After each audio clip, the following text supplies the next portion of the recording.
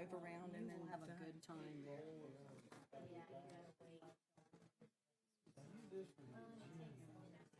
Make her some spring.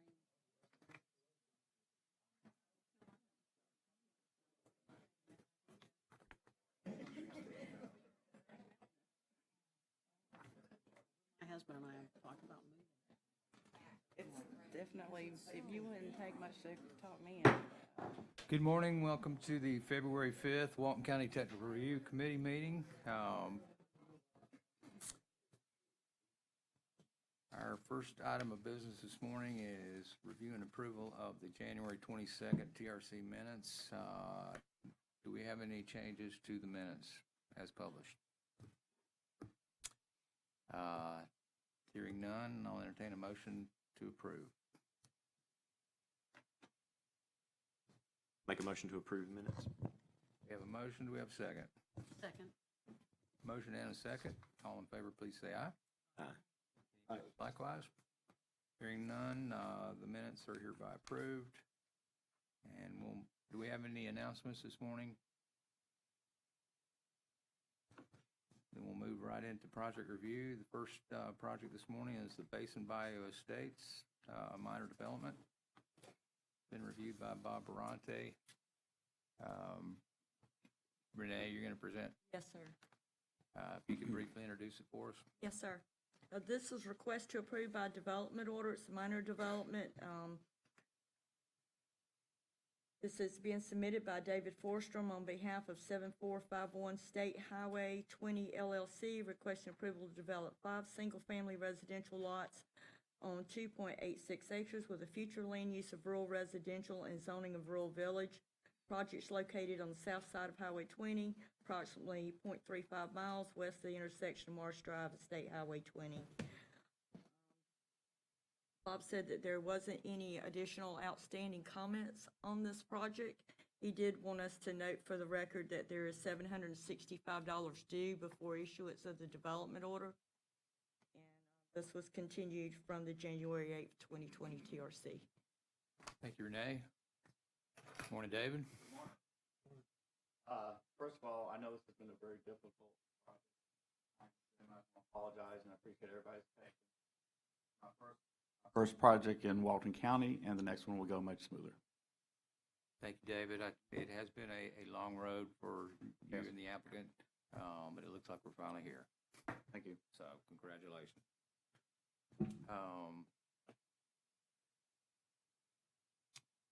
Do we have a recommended motion? Recommended move forward to the development order, sir, being all comments satisfied. Thank you, Renee. Do we have a motion at the dais? So moved. Motion, do we have a second? Second. Motion and a second. Any further discussion? The only thing, just for the record, I think as it was read in, it was stated that it was 2.86 acres, but it was actually 3.02 because there was a sliver of land with the DOT, and that's what allowed the density to be 6 parcels. So that's the only correction. Thank you for the clarification. As this is a minor development, we're going to take the opportunity to open a public hearing and invite any public comment on this particular project on any topic. Is anyone wishing to speak on this application this morning? Seeing none, we'll close the public hearing and we'll move forward with the vote. We have a motion at the dais to approve. All in favor, please say aye. Any opposed likewise? Hearing none, this item is approved to move forward to the development order stage. Thank you, David. That moves us to the Sweetwater Lane RV Park. It's been reviewed by Tim Brown. Tim, if you could briefly introduce it for us. Yes, thank you. Good morning. This is a minor development order application requesting approval to develop an RV park and associated infrastructure in 4 phases on 1.82 acres with the future land use of rural residential and the zoning of rural village. It's located at 135 Sweetwater Lane. This item was continued from the January 8th TRC meeting. Since that meeting, we've met with the applicant and we've asked for additional research from Public Works. And we've come to the conclusion that it's a private easement that runs down the western property line of this property down to the canal. So with that being the case, we're requiring a landscape buffer or the alternative masonry screening wall along that western property line. And at this point, that's the only outstanding issue remaining with this development. And with that, I'll turn it over to the applicant. Thank you, Tim. Good morning, Jamie Eubanks, Jenkins Engineering. We did receive the comment, Tim sent it to us. I have not had a chance, the owners have not had a chance to review it yet. So I guess I'd request a continuance so I can speak with them. Okay. We have a request for continuance. Do we have a motion of the dais? I'll make a motion that we continue. To the next DRC, which will be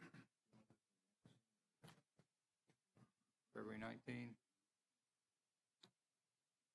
February 19th. Suggesting March to give them enough time.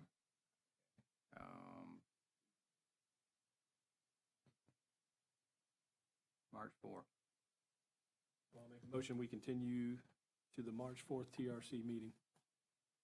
We have a motion. Do we have a second? Second. All in favor, please say aye. Aye. Opposed likewise. Hearing none, this item is continued to the March 4th Technical Review Committee meeting at 8:30 a.m. in this location. Thank you. This moves us to item number 4, Los Rancheros of Santa Rosa Beach Minor Development. This has been reviewed by Tim Brown also. Yes, thank you. This is a minor development order application requesting approval to develop a 6,374 square foot restaurant on 3.94 acres with the future land use of mixed use and a zoning of village mixed use. It's located on the north side of Highway 98, east of Hunters Road and west of Don Bishop Road. It's actually 2 parcels, which they're going to have to do a lot split or a commercial plat. There's outstanding comments from planning, engineering.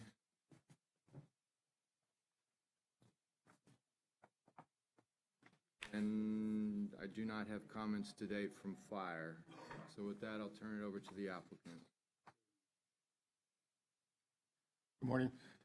This was continued from last time, just to give it a little bit more time for planning to do comments. We've got those comments. The planning, really both the planning and the engineering comments, they don't look like they're going to require any significant technical changes. It's really a lot of annotation type changes. And I've requested for Bill at Dewberry to meet afterwards to go over some of those because they're highly technical in nature and probably not something we want to get deep into during this meeting.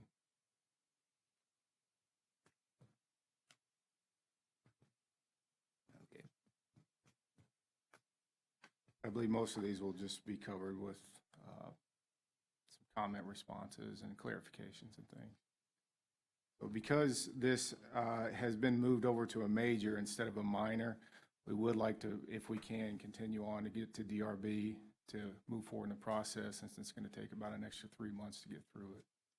I failed to mention that we did categorize this as a major because it's in the senior quarter. I haven't yet changed the number, but it'll be changing over to a major number, project number.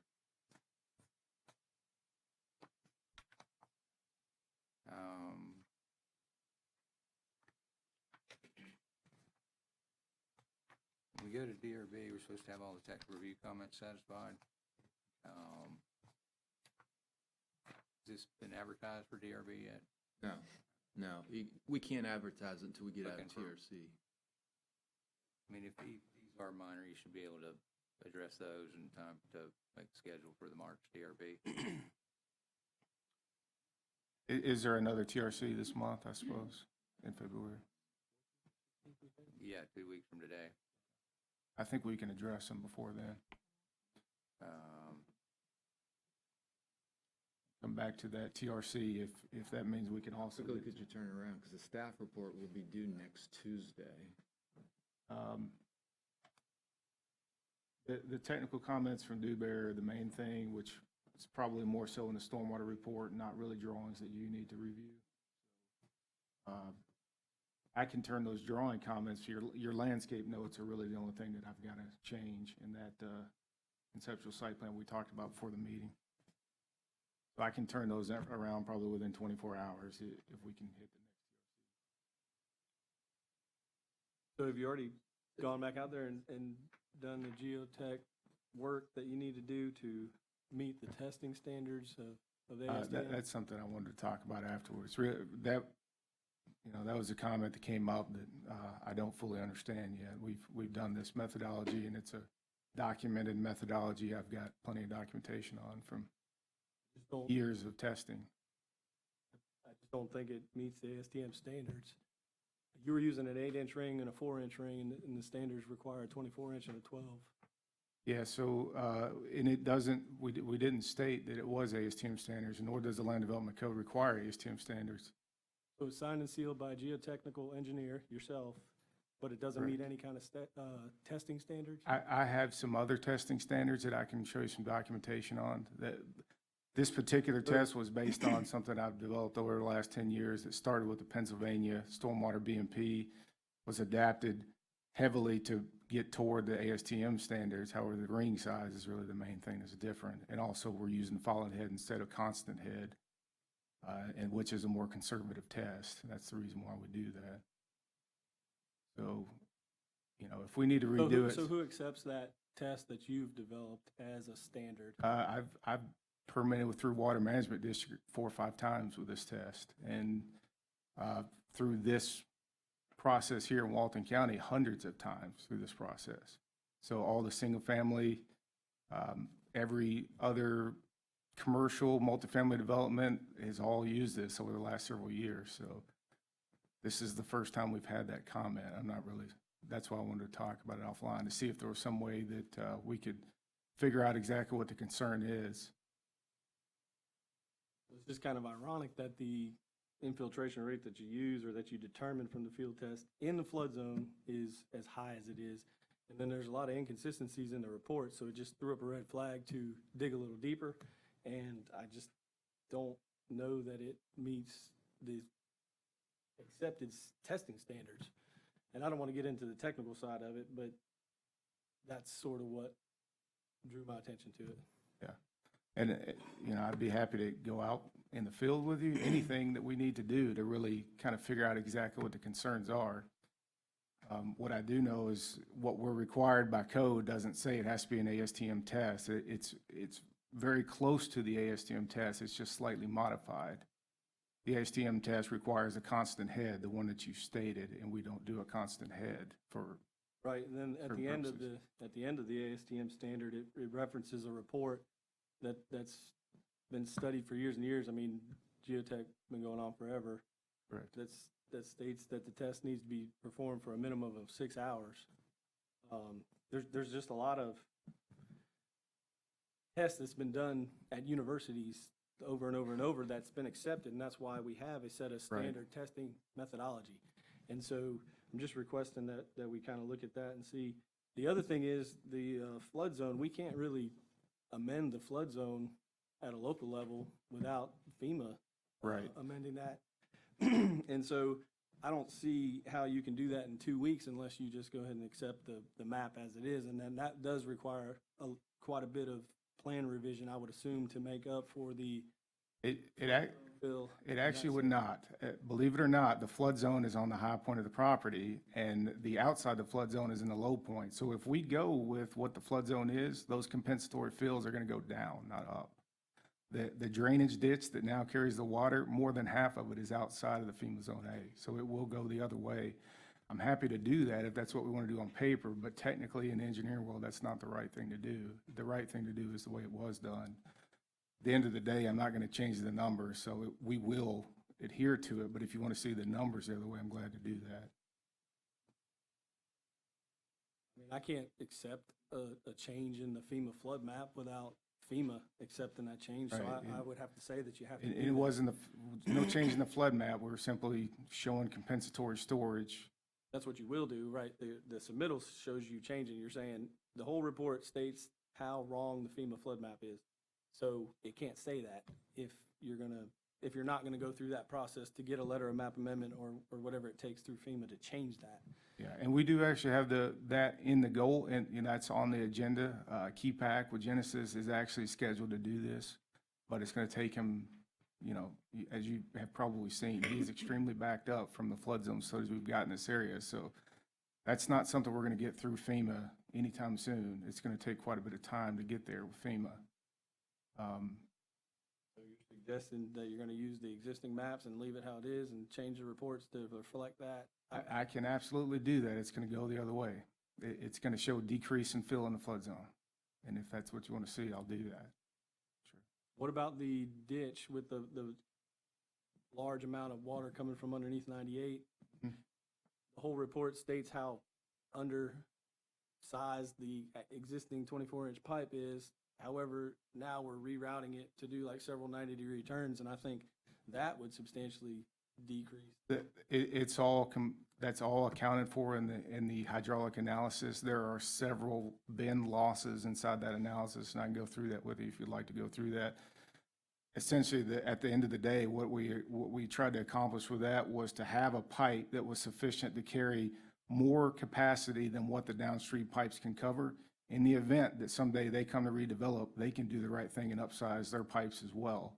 So right now, the constricting point is still the downstream 24-inch pipe. And our analysis takes into account all the hydraulic pressures everywhere, and we have slightly decreased the 100-year flood elevation, not much, about 2 inches. We have decreased the rate of runoff through the attenuation calculations. So we're making it better, and we're providing a pipe big enough to service this better if downstream does better in the future. Right now, that's not the case, so they're going to continue to restrict until they redevelop. Is DOT okay with that? DOT, I've actually started that submittal process. We've been in talks with them. So, so far, they seem okay, but they haven't reviewed the actual technical stuff yet. And then what about for the compensatory storage? I know you said it'll go down if you use the maps how they're provided now, but I think we assumed a porosity of 70% for sand. It was actually the As a inverse. geotechnical engineer, that doesn't seem right. It was noted incorrectly on there. It was the inverse. The porosity is 30%. It's the inverse of 70. It was just an incorrect statement on that spreadsheet.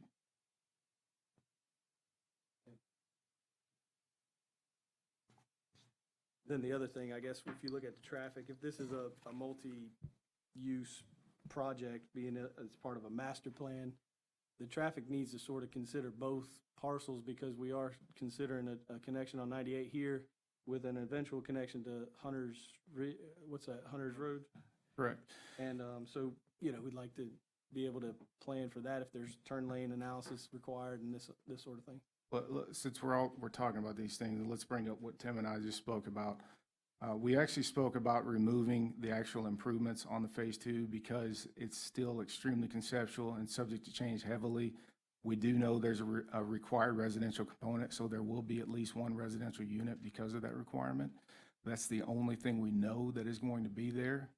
We didn't anticipate there being any technical review on that second part. As Phase 1, what we're doing now, there is no impact to Hunter's Road. We don't have a roadway connection on the Hunters at this time. But it will. I don't understand what you mean because you're going to connect it to Hunter's Road and the restaurant is going to use Hunter's Road in the end. So if you're submitting this as an overall master plan like you have submitted it, we've got to look at the whole project. Yeah, so like I said, what we just talked about doing here was actually removing that and just showing the second as future development in the second phase, since we don't know what's actually going to be there. If you'd like a turn lane analysis on Hunters for only Los Rancheros, we could certainly do that with the size of restaurant that is. I think we pretty well know it's not even going to be close to a warrant on a turn lane for a single small restaurant that has 2 entrances. It is a right in, right out only on both access points, so there's no right or left turn lanes anywhere. It's simply right turn lane only Westbound. on the Hunters. That's Westbound. correct. I was looking at it from a restaurant and whatever the multi-use component would be. You don't know what that end user is don't know gonna what it be. is. Right. So that's why I was questioning. So if, I guess if we look I at would it like as to one defer parcel, that you're if we right, look at can. it as one parcel, maybe we look at whether or not 98 requires any kind of decel lane or right turn lane.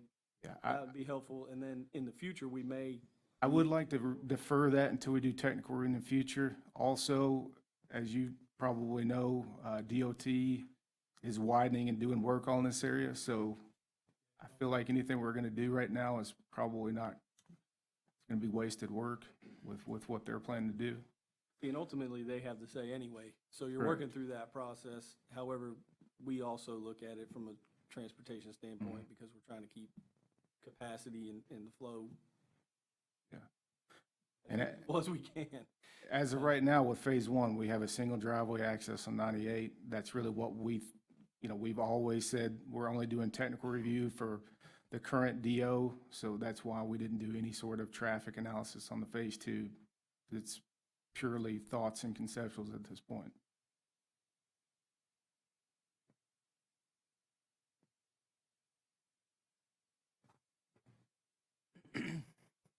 So if you're gonna submit this as one standalone site, how do we handle the stormwater pond or capacity or whatever you're considering on the other parcel? You see what I mean? You're disturbing two sites, so we have to look at it as a whole. Am I right, Tim? That's Yes, why you brought up the. We do have to look at it as fact a whole. that- That's why I've got it as 3.94 acres. It's the whole two parcels because it's been divided into two parcels. I'm not sure the best way to move forward, but that's the way we handled habitat. They just showed it as future development, that each lot would have to come back and get their own DO. So we approved it as one overall project with the technical portion of that one lot. So I was looking to do this the same way. We're still approving the overall development of 3.94 acres, but we're doing the technical on Los Rancheros, and the other parcel would have to come back and do their own technical and get their DO when they're ready to move forward. And so, The overall parcel is less than 5 acres? Yeah, it's 3.94. The Los Rancheros parcel is 1.5. The threshold for mixed use in that village mixed use is 5 acres? 3, I think it's 3. 3, unfortunately. When they divided it off, that's the reason they need either a lot split or a commercial plat, but also you can't divide it off to try to get around that requirement of having mixed use if it's more than 3 acres. So that's why they're showing that second phase must contain a residential component.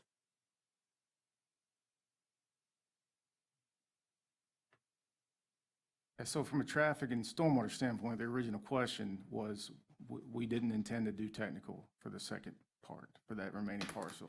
We have floodplain compensation there strictly because we need floodplain compensation. We're going to build on that in phase two, the floodplain compensation, so for however much fill ends up being there. We don't know how much that is at this time. when we do commercial or residential subdivisions, we put that in common areas. So how do we assign that as common area when we're not looking at it as a commercial plat and dealing with that parcel as part of this? We could record an easement on it. Record a drainage easement, yeah, if we needed to do that. Can require a commercial plat if that's what the committee feels, because we've given them the option of doing a lot split or a commercial plat, one or the other. It's eligible for a lot split, they just haven't went through that process. I think We have access easements that were recorded on the deed, and I can go back to them and tell them, we need to record a drainage easement also on this floodplain compensation part, and in the recorded document, we could, once we have an agreement on what that compensatory fill is, like I said, it's gonna change. If we go by the flood zone A, We could even record that amount if you feel like that's necessary. I think it's probably covered by the DO. Maybe it doesn't need to be recorded. Yeah, I agree with that. I think the drainage, if you're not gonna do a commercial subdivision plat, I think a drainage easement is the best route, because then if it needs to be modified, you don't know what the end user is for that second parcel, right? So the parking lot layout, the whole configuration of the site is unknown theoretically at this time. And so a drainage easement, I think, would be easier to modify than having to come back and replat something if you Correct. plat a common area. That's And correct. that would just be my opinion. And if you would like, on that overall sheet, we can put that number on there that the Phase 1 area has used this much cubic foot of floodplain compensation of this total. The remainder has to be, whatever occurs on Phase 2 has to continue on that and compensate for the remainder. Put that note there.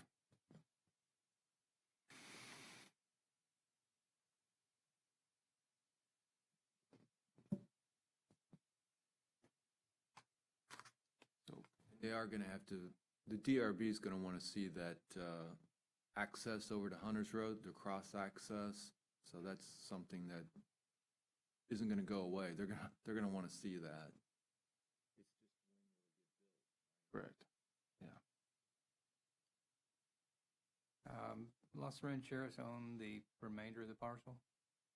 They own only the East 225 that is kind of the subject property site, yes. It's actually to, the Hunters Road LLC, it's owner finance, so they're still in the mix of that parcel as well. They're still a lien holder on that particular parcel.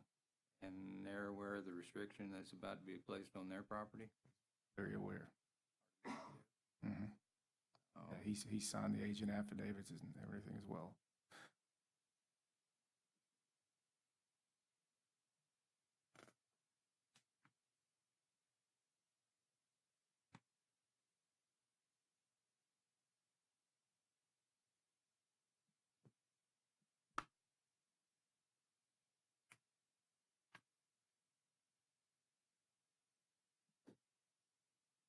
what's your thoughts?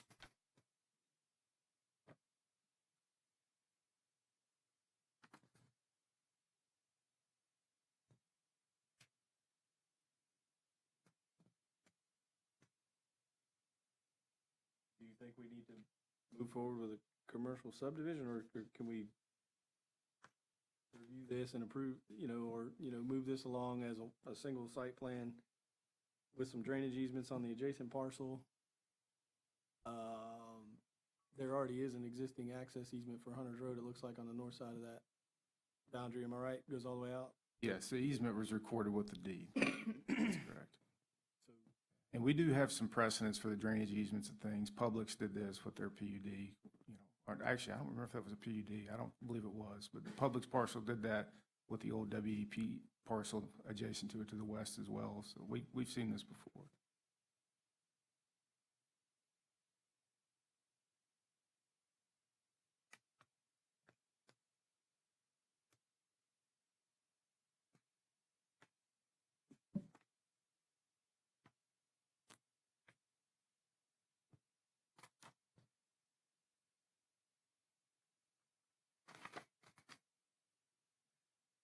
what's the maximum ISR for that parcel to the west? It's all .85 in that. Category. Can't we do like we usually do and have a master stormwater plan that includes X amount of impervious area for that site? And the configuration wouldn't matter. Looks like you want to keep it along the front 98 boundary, the pond, so to speak. That's a big study to do. That's going to take quite a bit of time. And I'll tell you that our issue with time right now, being moved to a major versus a minor, we've all been to Los Rancheros. We've seen the restaurant. Their sewer goes down regularly, and the landlords aren't great at fixing that. And their electric panel was recently replaced. The infrastructure in and around that is really degrading quickly, and they want to move forward and get this new restaurant built. So anything we can do to stay on track to get them out of a decrepit restaurant would be appreciated.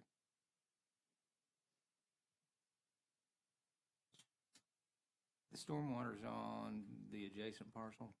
No, sir, that's only floodplain compensation. The stormwater for this lot is all on the subject lot. their water quality and attenuation requirements are being met there.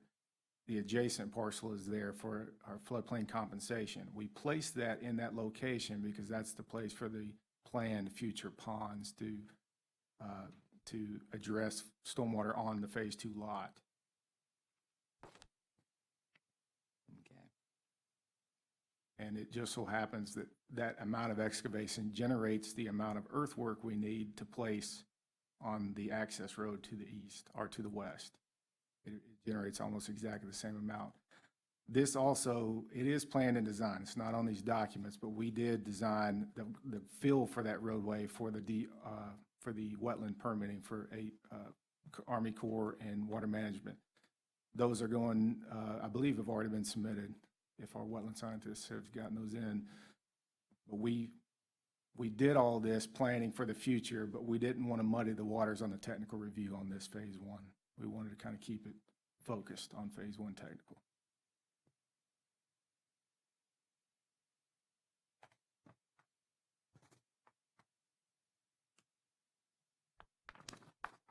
Any other questions from the dais?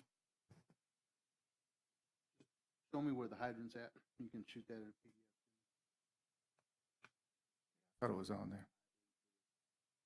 Comments were turned in yesterday.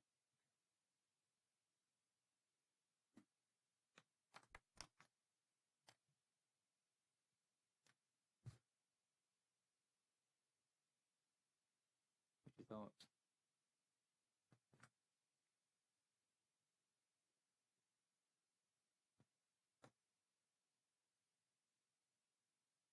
I don't know that 2 weeks is enough, to be honest with you. I mean, Really, it's only less than a week. The staff report's due next Tuesday. Less than a week.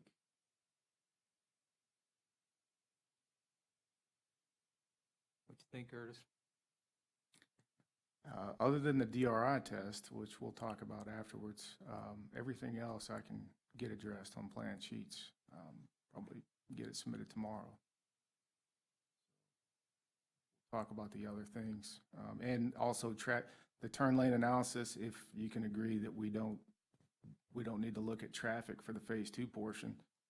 That obviously would take some time as well, but I don't believe we look at traffic for Phase 2 at this point. I guess what I'm trying to figure out is what process are we following, because we're not following the commercial subdivision process. We're trying to do one site, but it can include 2 sites. We've got multiple accesses on 98, supposedly. Once that second site develops, we've got access off of Hunters Road. This is obviously a little lower scale than what we have over there by the Walmart and West Hewitt. You know, it just came in piece by piece, and now all of a sudden we've got a cluster over there. So trying to avoid that here, and I don't know what process we're trying to follow from a planning standpoint. So that kind of dictates how I need to review it. So I kind of have direction there. Yeah, I think the lot split is really probably how we're going to go on this. And then it can be looked at as a single parcel there with drainage and access easements. Are we calling it a lot split because the 2 separate parcels are owned by the same person? Or why are we calling it? Well, it was created by deed. Okay.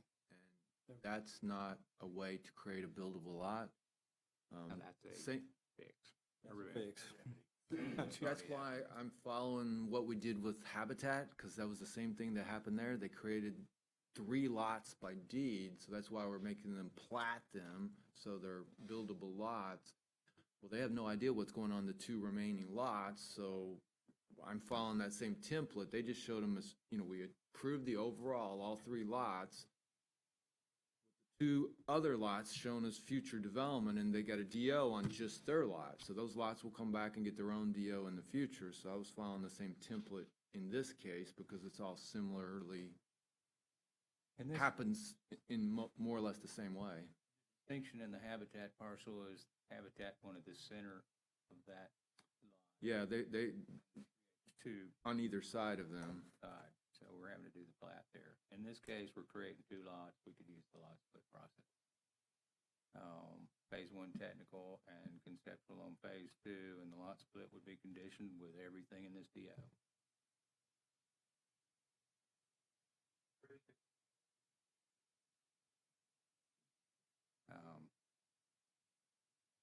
So from a process standpoint, that's what we're looking. That's how you want to do it, we'll do it. I might recommend that we just continue it to the 2 weeks from now, and if we don't get it addressed, we continue it again to the next one. You know, I think we can, but Well, there's certainly some interest in moving these projects along as efficiently as possible for the benefit of the applicant, providing we meet all the requirements of land development code. I would recommend that we continue to the next meeting and see where we get. I'll entertain a motion to continue to the February 19, is it 19? February 19 Technical Review Committee meeting. I'll make a motion, we continue this to the February 19th TRC meeting. Second. Motion and a second. Any further discussion? All in favor, please say aye. Aye. Likewise. Hearing none, this item's continued to February 19th at 8:30 a.m. in this location. Thank you, Curtis. Next item is the Miramar Beach Hotel Amendment. This is a minor development reviewed by Tim Brown. Tim, can you bring us up to speed on where we are? Yes, thank you. This is a minor development order application requesting approval to fill the I think they're only doing a portion, fill a portion of the existing wetland, reconfigure the drainage, the parking lot landscaping, and the parking lot lighting on 1.59 acres with the future land use of mixed use and a zoning of coastal center. It's located on the north side of Highway 98, west of Forest Shore Drive and east of North Holiday Road. It was continued from our last meeting. Since then, we have had Dewberry go out there and look at it. At our last meeting, Bill wanted them to drop down to 11.5. And wasn't that right, 11.5? 11. Well, that was after Cliff went last week. I apologize, continue. So Dewberry went out there, looked at the site, and from that site visit, they determined it needed to drop down to 11. Mark resubmitted his this week, dropping it down to 11. He also submitted yesterday, and I haven't had a chance to review yet, but he reviewed the lighting plan. So there's a minor landscaping comment outstanding. I need to review the lighting plan, and they've dropped it down to 11 per Dewberry's request. So with that, I'll turn it over to the applicant. Hello. I think we've finally come to a conclusion that we've resolved all the issues regarding the drainage.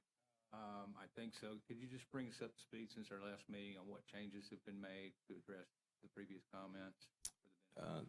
Yeah, the only real comment that we needed to address was the one regarding the drainage. Dewberry sent their letter. I revised the plans according to the letter. That's done. And the comment that Tim had regarding the landscaping is just he wants me to take a number off of the landscape plan, add it to my site data table, which is just a text change, and everything else meets the code. What's the final determination on the fence? There's one shown on here, I just can't read it. We put a 6-foot wood fence along the back of the parking lot on the north side in conjunction with the landscape buffering that we've provided.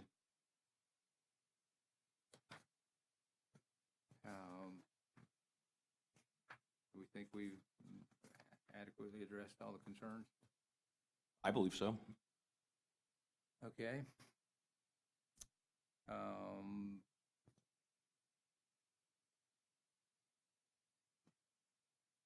We have a recommended motion, Tim?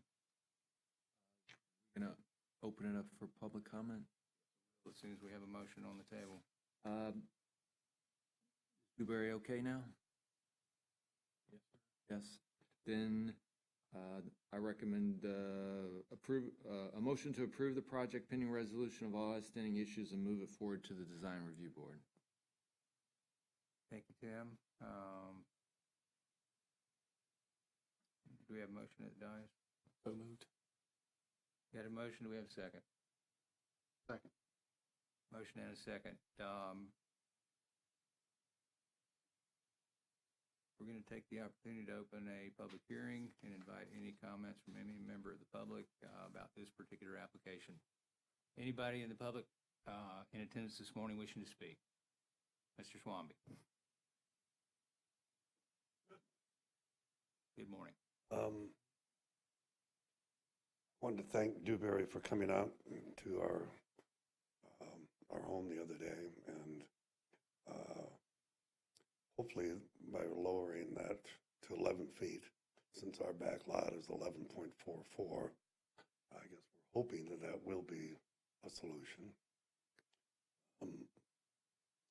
One of the things that has kind of bothered us, single-family property owners, when the BCC approved this initially, there was a 25-foot wetlands buffer.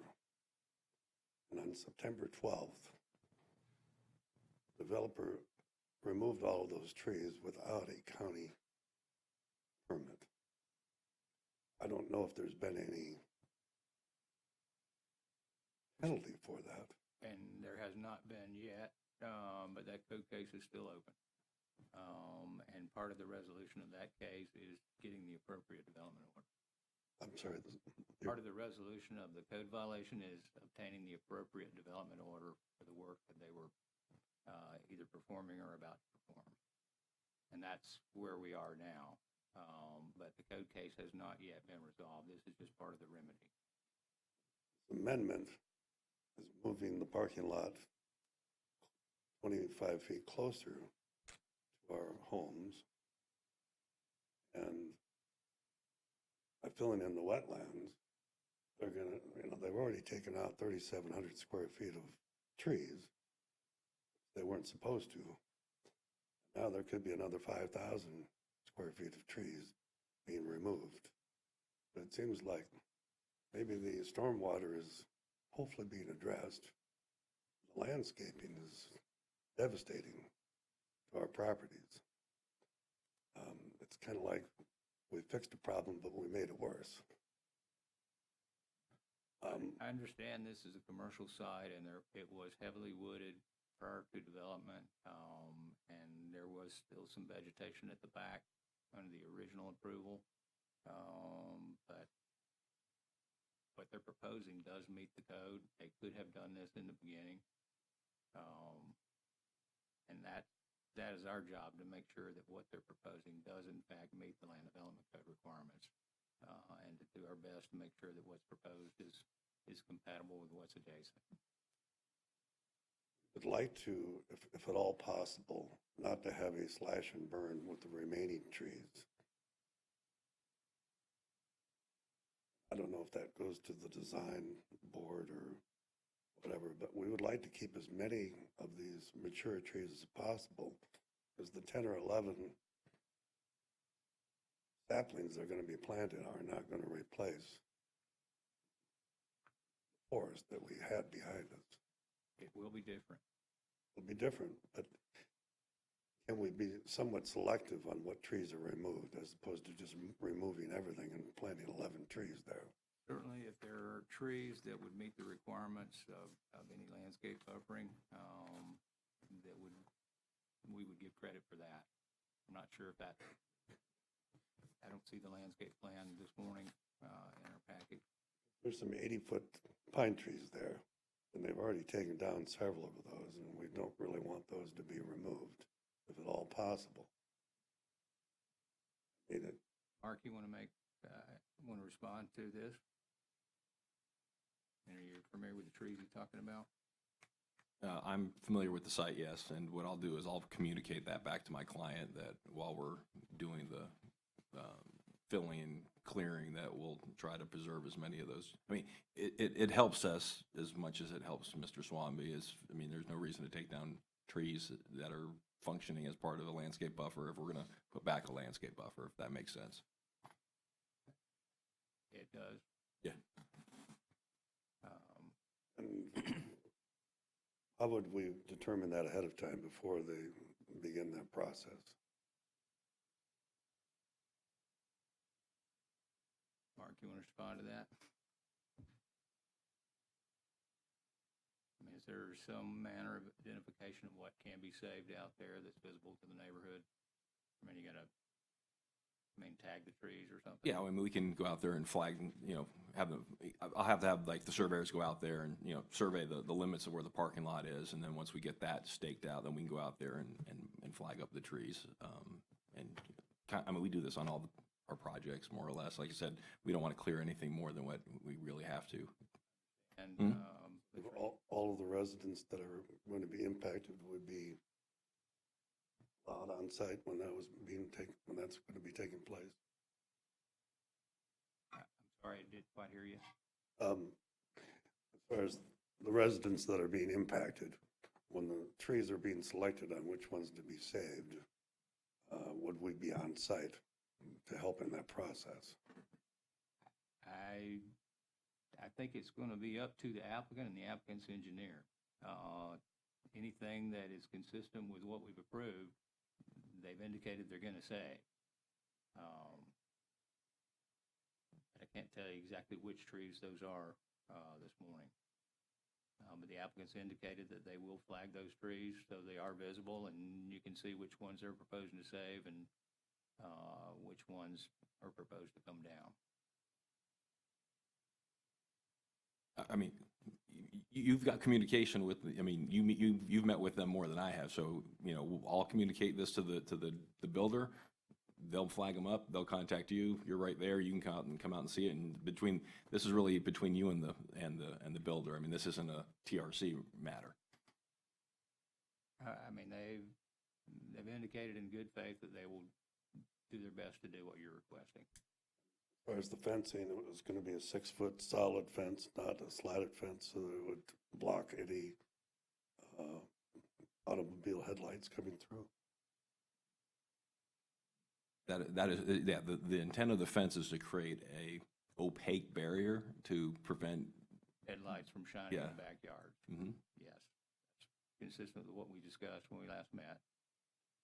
I haven't seen anything on the lighting. That just got uploaded yesterday. You're welcome to take a look at the lighting plan this morning, and Tim can print you a copy of it. If you want me to, I can email it to you and you can take a look at it. And if, that's not a problem. For his convenience. Sure, yeah. But it just falls within the technical standards that are required by the county as far as foot candles and size of poles and all that kind of stuff. But you're absolutely welcome to see it.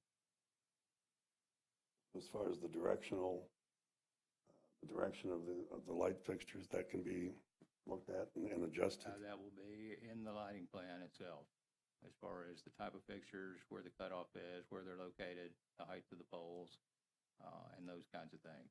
The good news is the county has very, I don't want to say strict, but very specific guidelines as far as lighting to protect the adjacent property owners from any light spilling over. And Will be shielded to protect the residential area from the commercial area being eliminated. The site is being elevated 4 feet.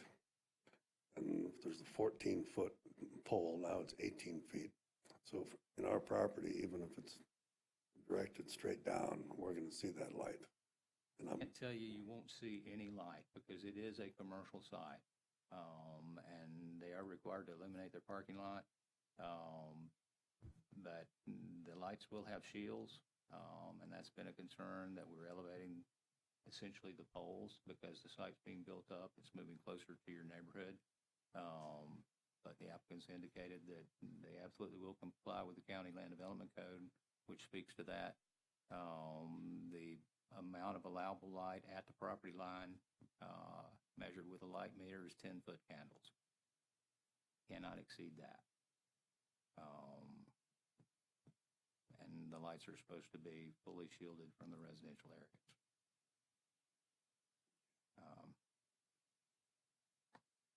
But Mark's indicated he'll email you the lighting plan. If you have comments on it, please share those with Tim. If there's some things that we can adjust, we'll absolutely work with the applicant to do that. Thank you. Anyone else wish to make a comment or ask a question on this particular development?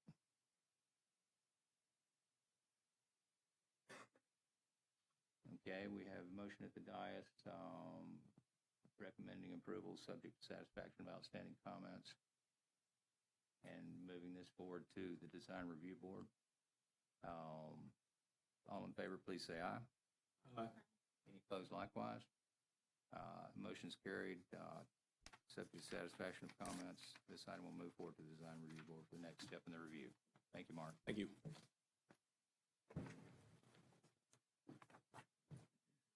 This moves us to item number 6, the Rosa Dunes subdivision plat. It's been reviewed by Tim Brown. Tim, if you could introduce this for us. Yes, thank you. This is a minor plat application requesting approval to plat 4 residential lots on .56 acres with the future land use of residential and a zoning of neighborhood infill. It's located at the northeast corner of County Road 38 and Rue du Soleil. This was continued from our last TRC meeting, and they have since uploaded a resubmittal on this yesterday. So I assigned it out this morning to the other review departments. So since we just got that in and they have till next week to respond, I recommend we continue this to the March meeting to give us time to review the resubmittal and submit our comments back to the applicant.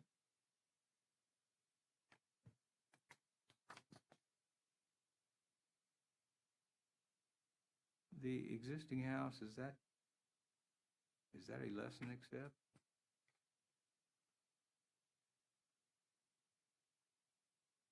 On the plat? Is it being accepted from the plat, or is it being included? It's included.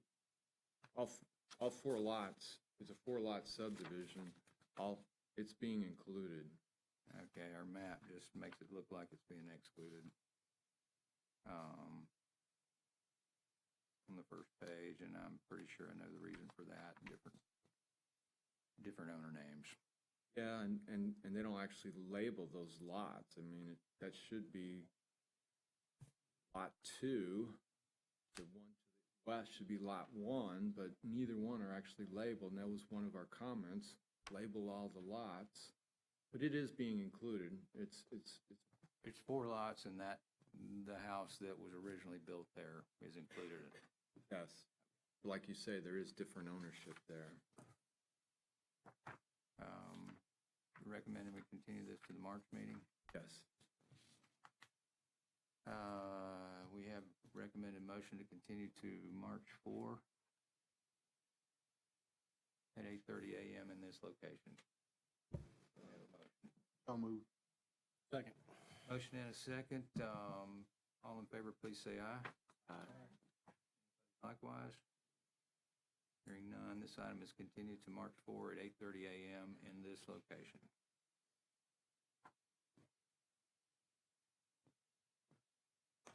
That brings us to the next item, number 7, Deer Lake State Park Improvements, request to approve by minor development. And this is Tim's also. If you can introduce, of course, Tim. Yes, thank you. This is a minor development or application requesting approval to pave the existing gravel roadway, install a paved parking area, add retention, and construct a 1,651 square foot restroom building and 2 pavilions at Deer Lake State Park on 172 acres with the future land use and zoning of conservation. It's located on the south side of County Road 38, east of Plimsoll Way, and west of Boat Right Way. Since it's, there's outstanding comments from planning and public works, to date have not received comments from fire. With that, I'll turn it over to the applicant. Good morning, Robert Carroll, McNeil Carroll Engineering, 17800 Panama City Beach Parkway. We've gone through the comments. We only had 2 clarification questions. One has to do with the landscape foundation planter. This project is nowhere near a roadway. It's set in the kind of in the middle of the park, so we didn't know if that would, because it specifically states that if it's fronting a roadway, if we had to do that or not. Item? Or 15?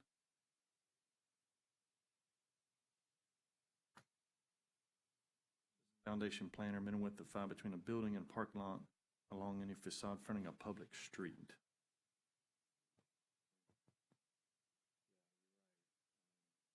I would say that's not applicable. Front on the street. And then the only other question would be the required parking on how we tabulate that. Is it based on the pavilion size, just the square footage of that, or It's going to be based on the bathroom. size of the bathroom? Okay. Other than that, everything else straightforward. We'll get it all addressed and resubmitted. Probably going to provide more than the code requires. More than, yes, sir. Just want to make sure in the table, it specifically asked for the required, so I just want to make sure I addressed it correctly. It's going to be based on the bathroom facility.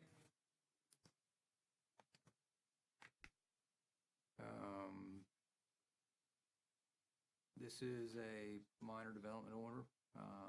We'll take a moment to open the public hearing and invite any comment or question from any member of the public in attendance today. Anyone wishing to speak on the Deer Lake State Park improvements? Seeing none, we'll close the public hearing and we'll entertain a motion. Recommend motion to approve the project pending resolution of all outstanding issues and move it forward to the development order. We have a recommended motion. We have a motion that dies. So moved. Got a motion. We have a second. Second.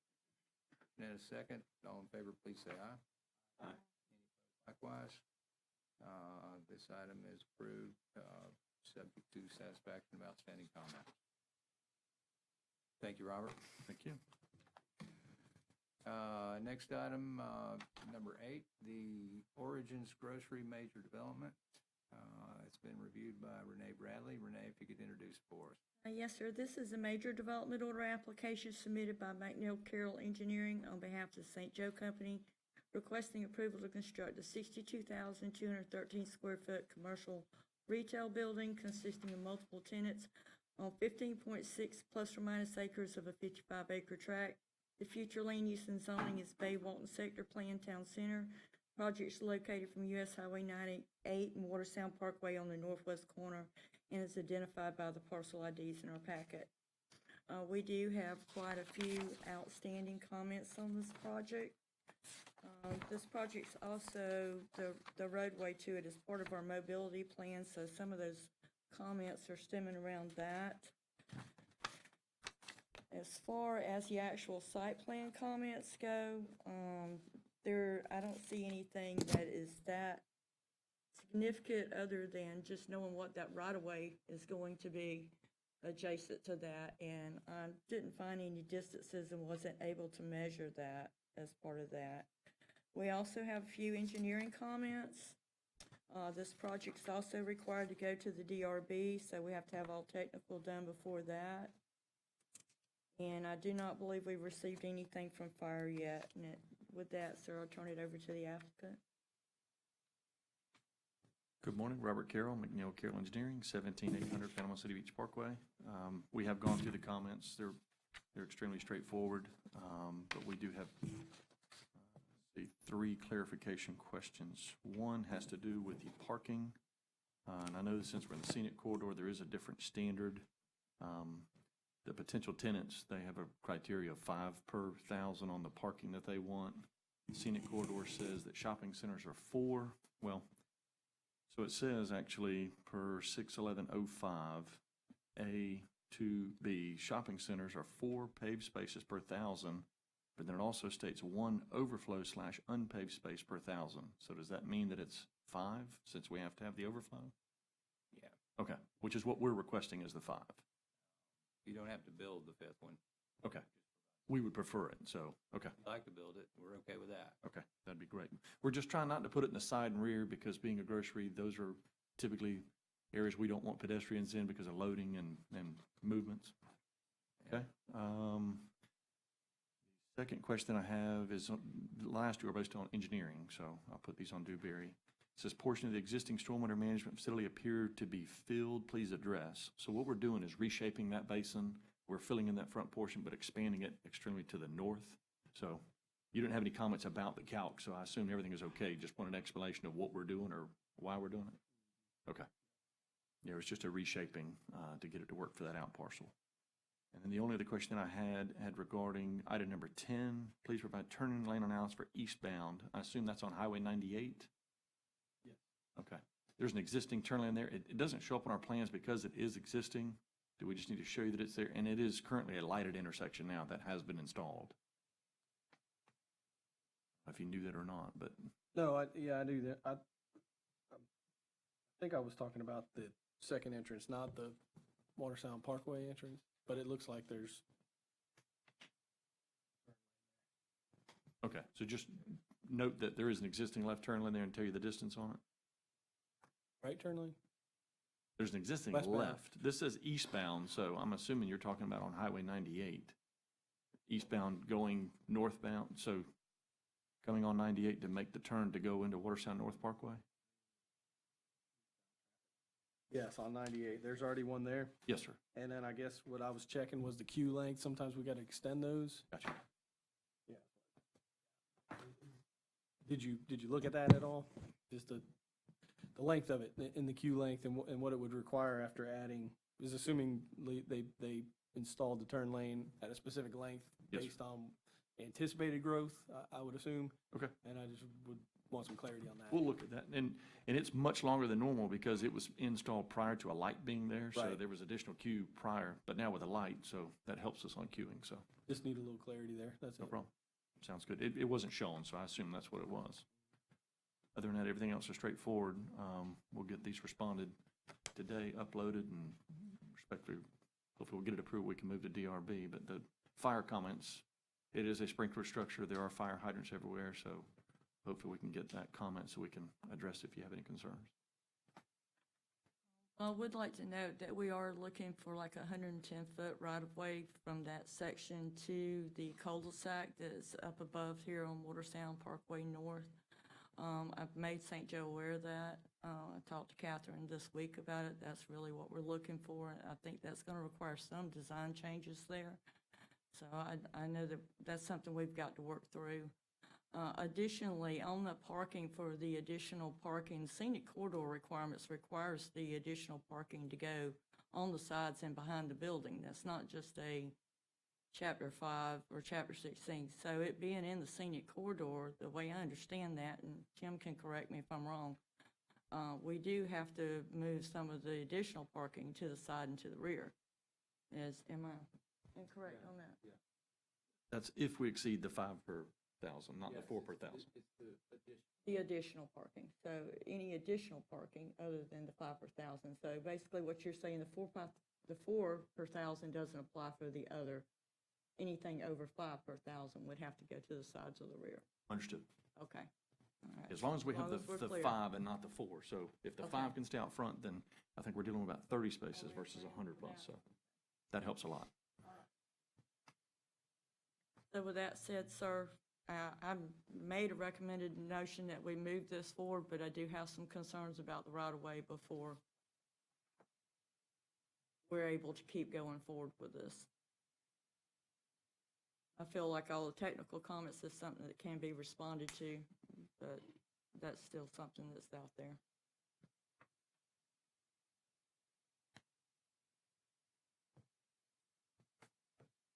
I agree. I think that's what we're looking for. How soon do you think you can have comments responded to, Robert?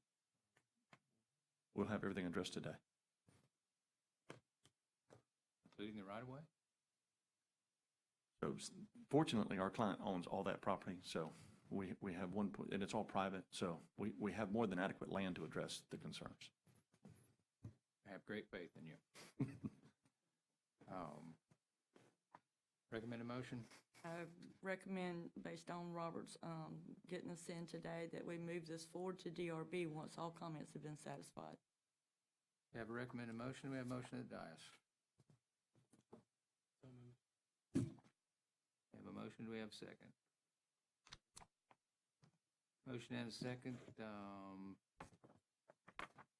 This is a major development. It'll get public hearings at Planning Commission, Board of County Commissioners. All in favor, please say aye. Aye. Likewise. Hearing none, this item is conditionally approved to move forward to the Design Review Board. Thank you. This moves us to item number 9, the Black Creek RV Park, a minor development reviewed by Renee Bradley. Renee, if you could introduce it for us. Yes, sir. This is a minor development order application submitted by Jenkins Engineering on behalf of Philip and Lori Theriault, requesting approval for 52 recreational vehicle lots on 11.73 acres with a future land use and zoning of general agriculture. The project is located approximately 4.5 miles east of US Highway 331 South at the intersection of County Road 3280 and Phillips Drive, and is identified by the parcel ID in our packets. We do have a few outstanding comments on this project.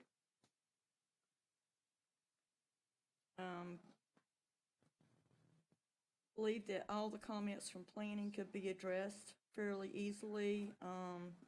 It's basically a lot of clarification and showing so that we can see it adequately. Public Works also has some outstanding comments on this project. We have a few engineering comments. Transportation's not done yet, and North Walton Fire just basically stated they had to be at least a minimum 20-foot fire access. They need to see that. And we do have some environmental comments. The Health Department also has some questions on this project. So with that said, sir, we'll turn it over to the applicant, unless you have any questions of me. Thank you, Renee.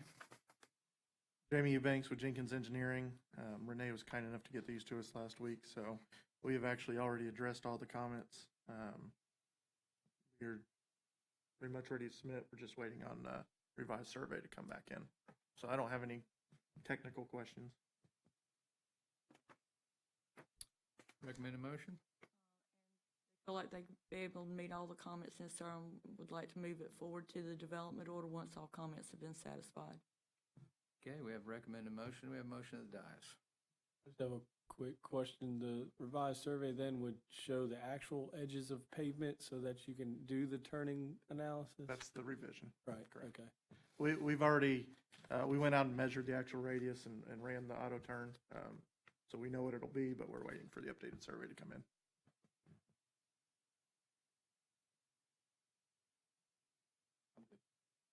So I'll make a motion to approve, subject to addressing all comments satisfactorily. We have a motion at the dais. Do we have a second? Second. We have a motion and a second. This is a minor development. We'll take a moment to open the public hearing and invite anyone in the public to ask a question or make a comment about this proposed project. Anyone wishing to speak on this project? Yes, ma'am. If you could come to the podium, please. Could you state your name for the record and spell your last name? Yes, my name is Dot Long, and it's Long. I'm here because I own the property that adjoins this future development, and I just learned of it. I've had my property for sale now for a little while, and I didn't realize that that would be a commercial development right next door to me. Have they received the, are they zoned to go ahead with this project, or is this something that they're requesting? This project is eligible in the current zoning of general agriculture. Of general agriculture. Our land use change. It is an eligible primary use in general ag. Okay. I kind of had trouble, like, in reading the plans of how close it would actually be, where their building would go right next to my property. I'm just north of them. Jamie, So, could you help her understand that a little bit Yeah. better? I'm assuming you're.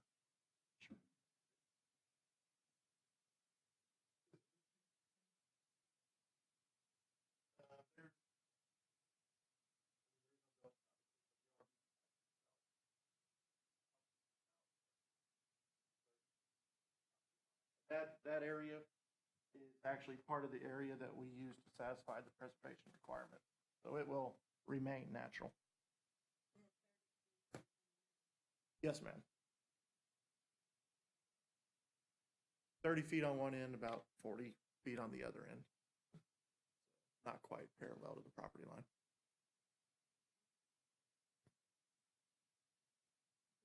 And why I'm concerned, it was, I just really thought that, I could only build, like one house there, and I think it was like a mother-in-law house, and I thought that was the same for that adjoining property under that sort of zoning of agriculture.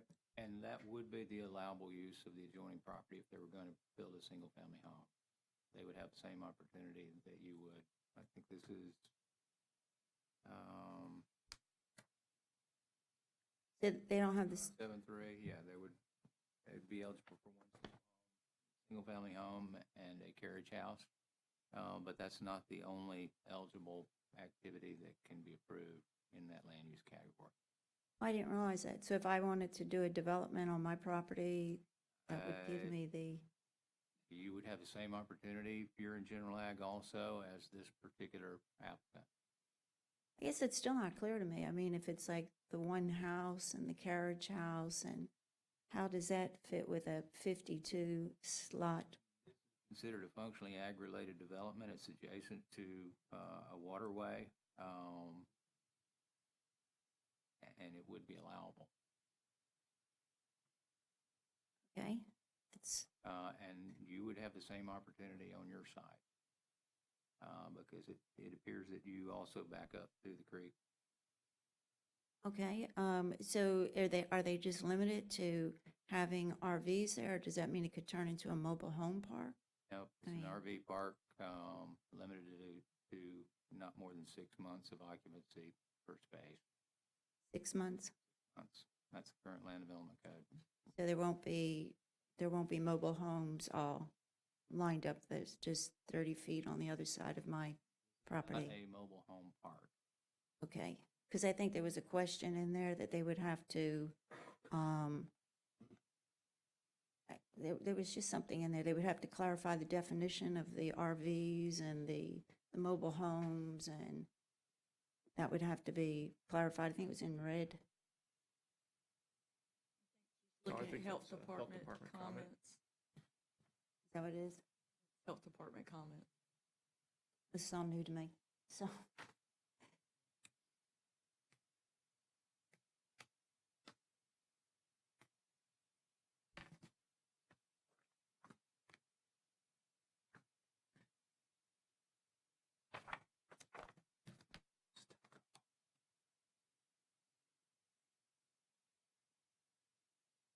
From a health department standpoint, they have multiple required to comply with the same kind of regulations. Our approval is specific to recreational vehicles. I didn't hear you. Our approval is specific to recreational vehicles, not mobile home. Okay, how about as far as like, that the road there, it's kind of a small 2-lane road, Phillip Drive, and like where would the main access even be to that development? I mean, is that coming off of 3280 or? Coming off Phillips Drive, just southwest of it, I believe your parcel. Just southwest? Yeah, I can't quite read the, It's at the existing, there's, the existing cleared area for the Choctaw power line.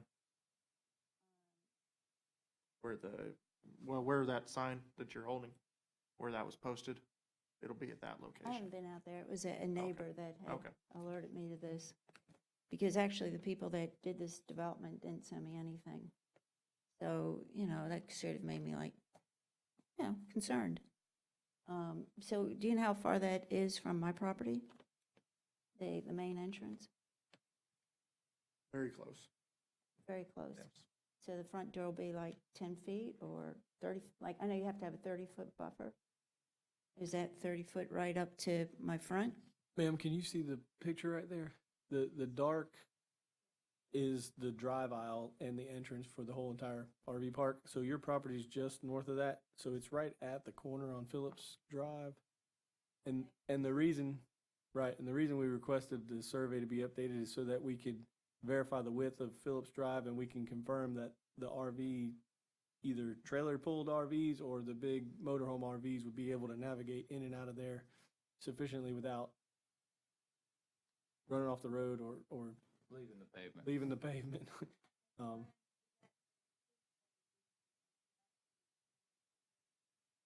That's the only driveway, yes, ma'am.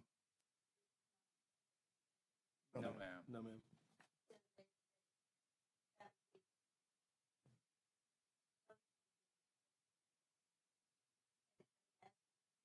In essence, yes, it's where the existing Chelco driveway is.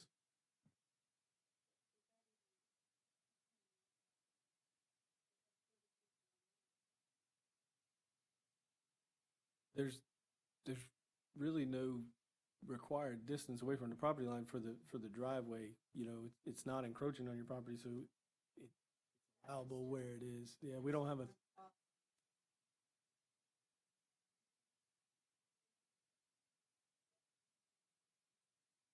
He was proposing to preserve some natural vegetation along that north edge. And they're only required a certain amount of acreage per code, and he meets that as it's shown here. So the driveway, obviously, we're not preserving any of that in that area, but he's preserving in other areas that's sufficient to meet the code.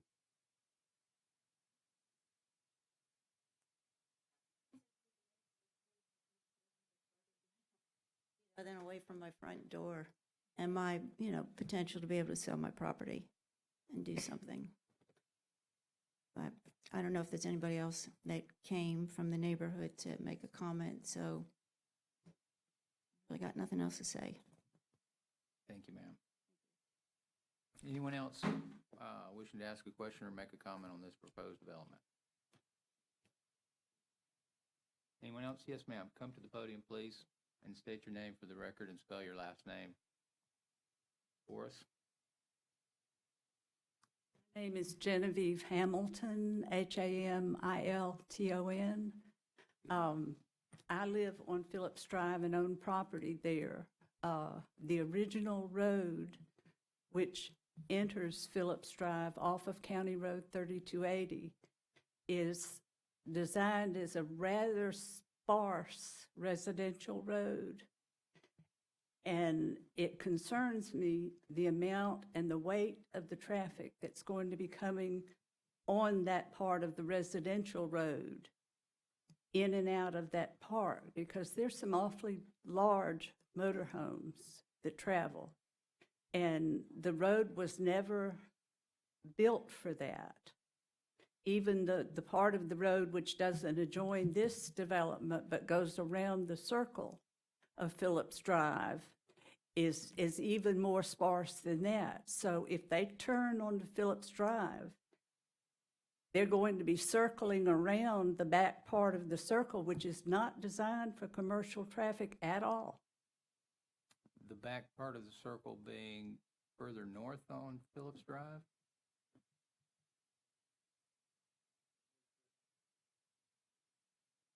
I'm not sure I'm following Okay, exactly Phillips what you're Drive describing. comes in off of 3280. Yes, ma'am. It comes to a point, okay? It splits, it goes both ways in a circle and comes back out. You could go either way. But that part of the road around the circle is very thin, and it's not designed for that kind of traffic at all. You're talking about the circle at the far end of the Phillips Drive?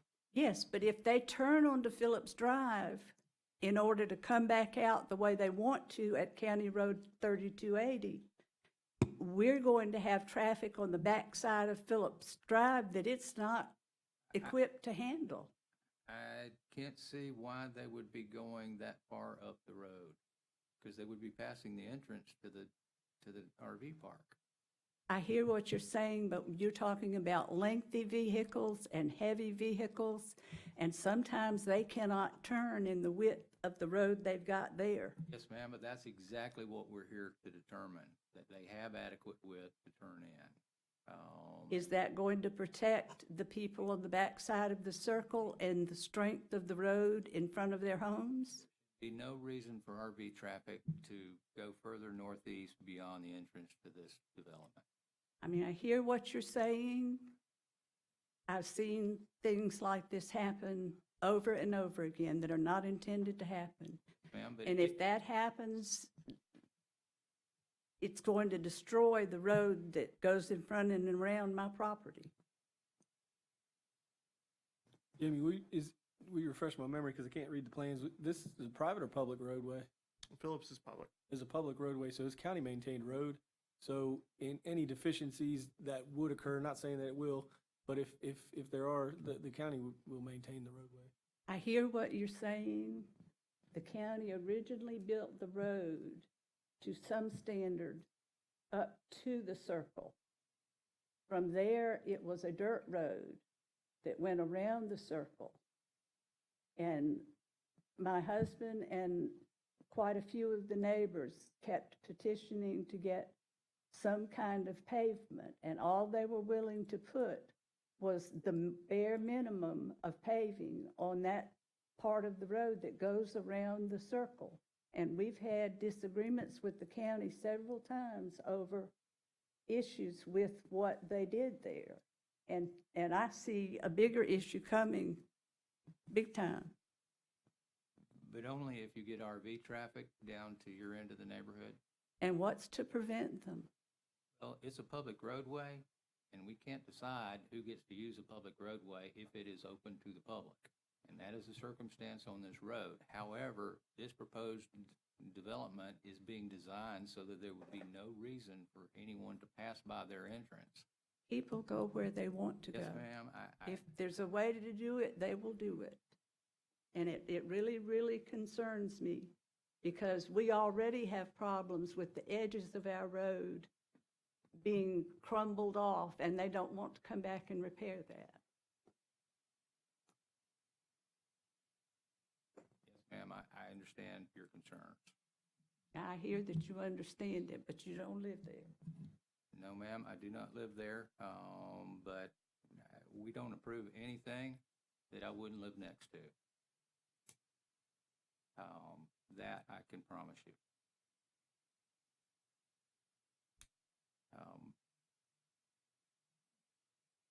Anyone else wish to ask a question or make a comment? Yes, sir.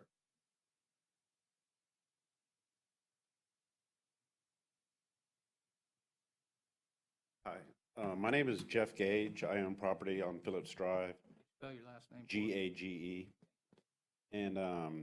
And I'm just become aware of this development, but my concern is the commercial development up against that creek. And as it is now, it's really pristine up and through there on that creek. And I'm just concerned about how the development will affect that. And if there's been any studies, or have y'all looked into the impact of that on the creek? Yeah, Jamie, would you like to address what the impact might be? Mac, we actually, no wetlands are impacted at all on this site. There's probably, if we go back to the site plan, it's probably 300 to 400 feet, if I had to guess, from the creek to where we're actually developing. We're not touching any of that. So there'll be no boat ramp or anything like that? No, sir.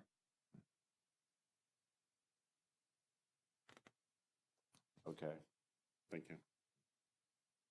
Mac, if I might add, they're also connecting to water and sewer on this project, so we also don't have any septic tank or anything that's going to be going down into those wetlands and into the creek, and I think that's a good thing on this project. Thank you for noting that. That is a tremendous thing, that this development will be served by public water and public sewer. Anyone else have a question? Yes, ma'am.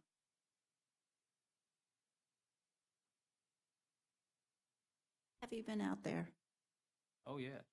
You have, okay. And you know how that narrow Phillip Drive is? I'm just thinking of the angle that they're coming in, and how I was really kind of visualizing the one woman's concern about what RVs might do. They might go down all the way around that loop through that entire neighborhood so they can come back in at a better angle. Because it just seems like... This is being designed to accommodate people coming immediately off 3280. And my experience is people typically find the shortest path, the easiest path. And this is being designed to make it easy to pull into this development. As far as those large vehicles, and that's why we requested the auto turn analysis. That's why we're waiting for confirmation on that with the surveying.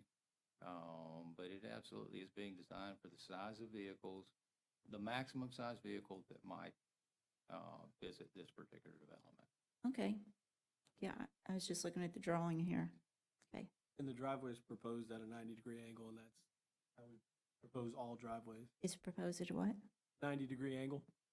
So the angle situation, entering and exiting, is going to be the same way no matter what direction they're coming to the proposed driveway. I'm gonna look at that. Okay. Right, Yeah, yeah. I have it here. I pulled it up. Thank you. Anyone else wish to ask a question or make a comment? Seeing none, we'll close the public hearing. We have a recommended motion. Sir, we would move this forward to the development order once all comments have been satisfied. Thank you, Renee. Do we have a motion at the dais?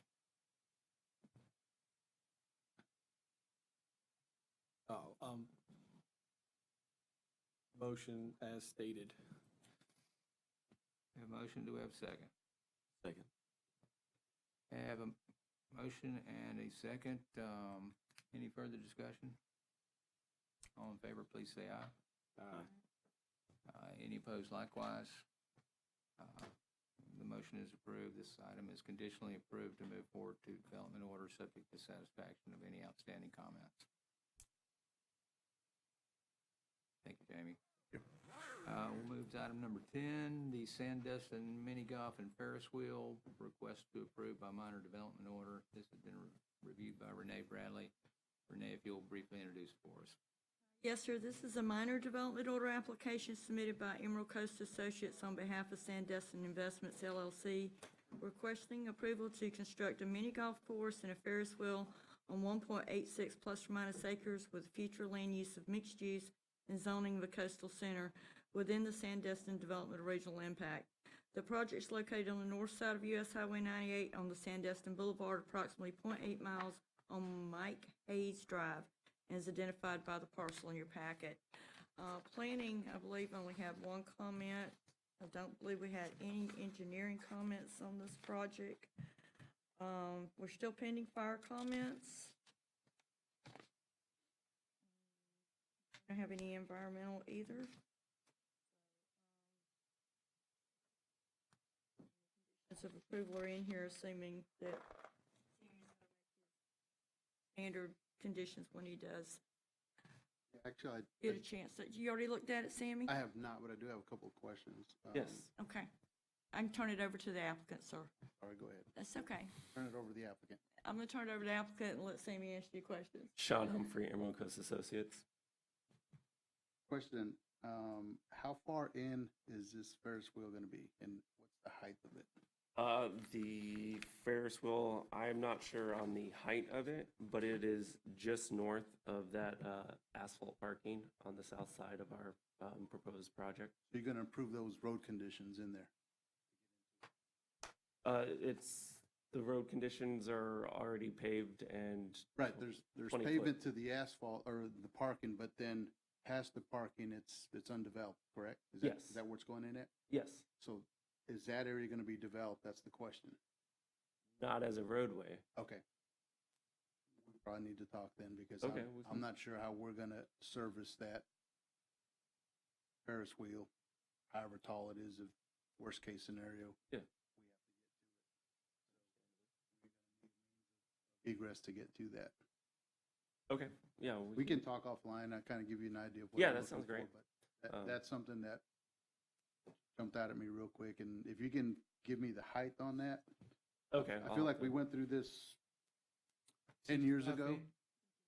If I recall correctly, sir, it's like 49 feet. It's required to be under 65 feet to meet the minor development order criteria. But I do recall, I think it was 49 feet. It wasn't a very tall Ferris wheel, not in standards of Ferris wheels. It's the same Ferris wheel that was in the movie. Not sure about that either. I don't think it is. I think The that other one one was was like 120. 55 feet. Yeah, was that? I thought it Yeah. was 120 feet, but No, we're not going up there. We're under 65 feet for sure. That's part of the agreement and that's part of the ordinance requirements for this to be reviewed as a minor development order on the 2017-12 ordinance. It has to be under 65 feet.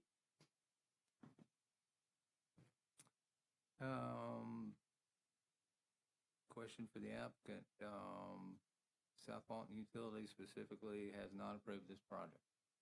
We've laid in their water line that they've sent us their map, and it doesn't fall under any foundation or structures. So we will get that to them. There shouldn't be any issue with the water line. Okay.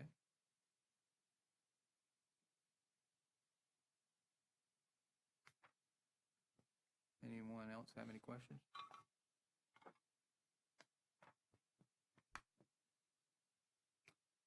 This is a minor development, so we'll take the opportunity to open a public hearing. Anyone in the audience wish to make a comment or ask a question about this proposed development? Seeing none, we'll close that public hearing. We have a recommended motion. Yes, sir. I would like to add to the record that we did get an approval agreement from the Sandestin Owners Association on this project as well, and that will be part of the record.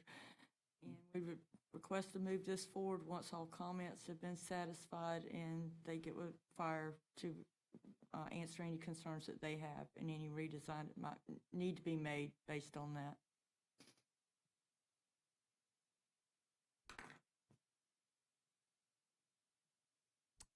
We have a recommended motion. We have a motion that dies. So moved as stated by Renee. We have a motion. We have a second. Have a motion and a second. Any further discussion? All in favor, please say aye. Aye. Likewise. Hearing none, this item is conditionally approved to move forward to development order subject to satisfaction of outstanding comments. Thank you. Thank you. That will move us to number 11 on the agenda this morning, the Trout Branch Lot Rezoning. It's been reviewed by Bob Baronti. Renee, are you? Yes, sir. This is a small-scale amendment application submitted by Bryan Osborne on behalf of Chan Cox, requesting approval to change future land use from industrial and extractive uses in rural village to rural village and change the official zoning district from heavy industrial and rural residential to rural residential. The project is located approximately 0.6 miles south of the intersection of Highway 98 and South Orange Street, as identified by the parcel IDs in your packet. Bob said that this was ready to move forward, Mac, so I haven't had an opportunity to actually review the staff report, but I don't see that there. It appears that engineering is signed off on this. And there was a plating restriction list on plat regarding secondary wetland buffers and shoreline buffer will persist through the zoning change. That was noted by environmental. No comments from school board. So with that, I'll turn it over to the applicant, sir. I'm Allison Taylor. I'm representing Anderson Engineering this morning. So the client would like to build one house on the land and keep the rest of the land in his family. Currently, we cannot do that because the future land use and zoning district would require future land use and zoning district change. And currently, the lot is vacant. And currently, these lots are part of an industrial platted subdivision. Yes. An active development order. Industrial and extractive uses and rural residential. Yes. But it's subject to a development order for industrial use. I am not 100% sure on that. No, I am. Okay, I apologize. Because I was involved in the approval of the original subdivision.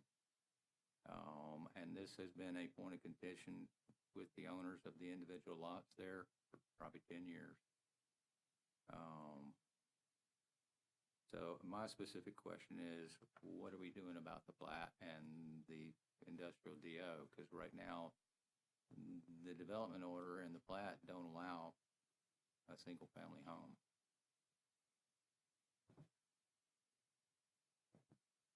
I'm sorry, I'm not sure about that. This was put on my desk Monday afternoon, and Bryan Osborne has been the one working on this. And Brian's not with us this morning. No, he had a conflict in his schedule. Okay. I'm going to recommend that we continue this for at least 2 weeks. Give us an opportunity to discuss that aspect of this. Okay, The and land use change is inconsistent with the development order at present, until we resolve that.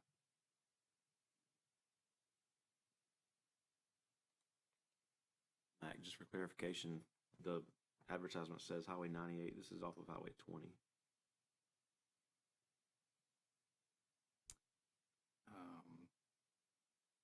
Sure does.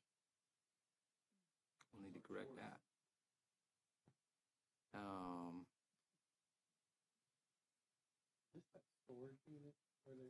No, this is adjacent to the McGee Industrial Park. It's substantially vacant.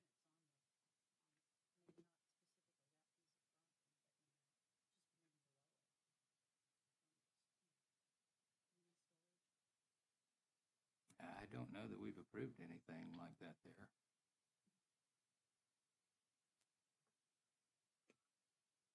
But it's an industrial subdivision. Until we resolve that particular issue, I don't know if this can move forward. But I'm going to recommend we continue it to the next meeting. Yes, sir. Would you like to speak?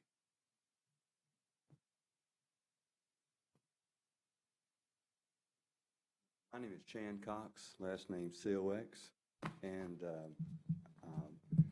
I'm the one making the request. I own the horse farm just to the west of it, east of it, and have been there for 10 years. And I bought the property where I'm asking for the rezoning to occur. I actually live on it. I have a home on it. It was on the home, that the home was there.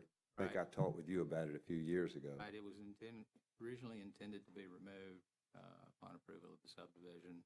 Yes, sir. And then, very intimately aware of it. It wasn't. yes, sir. And in fact, the developer, I think he spoke with you, trying to get it taken out of the industrial zoning so he could sell it to me. He was trying to sell it to me after he had already got the industrial zoning approved. He was in this office trying to get it changed at that time. I've been living there now for almost 10 years in this home, but the property right next to me is where I'd like to, the lot right next to me is where I'd like, my daughter wants to buy my house, and I want to build a house on the lot next to me. My sister lives on the lot next to that. My other daughter lives on the lot next to that. So it's just residential property. I understand the zoning issue. Also understand that from speaking with you and Bob, that the industrial zoning was never completely There done is correctly. An outstanding issue there. And if we can remove these lots from the plat, Yes, sir. I think that will remove the impediment to changing land use. Thank you, sir. Has there been any discussion with the other owners of the lots out there? No, sir, I don't need access through their property. I have my own access from our horse farm. That's how we go to my house, and that's how I'll be going to this new, to this lot where I want to build the new house. So we just happen to be adjacent to the industrial park, which, as you know, in 10 years since it's been zoned industrial, there hasn't been any development there, and as was planned. What happened was the developer went bankrupt, and the bank took it back, and then I bought the property from the bank. So just to give you background and clarification on it. So thank you for your time. I recall that. And I think this is all doable. Yes, sir. Extract these lots from that plat and that development order. And I think we can do that. We've got to sit down and work that part out also. Thank you, sir. I don't see us not supporting the land use change. I see us supporting that, subject to resolving those issues with the previously approved development. Thank you, sir. Hopefully in the next 2 weeks, we can come to some resolution, or at least create a plan for how we're going to move forward. Thank you. I'm recommending that we continue this for 2 weeks to allow time for the applicant and the adjoining parties to discuss how we're going to move forward.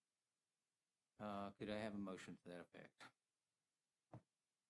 Motion to continue to the February 19th TRC meeting.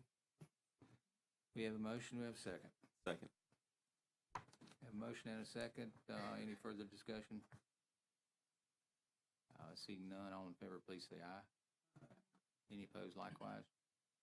Hearing none, we'll continue to the February 19th Technical Review Committee meeting at 8:30 a.m. in this location. Look forward to talking with you in the meantime.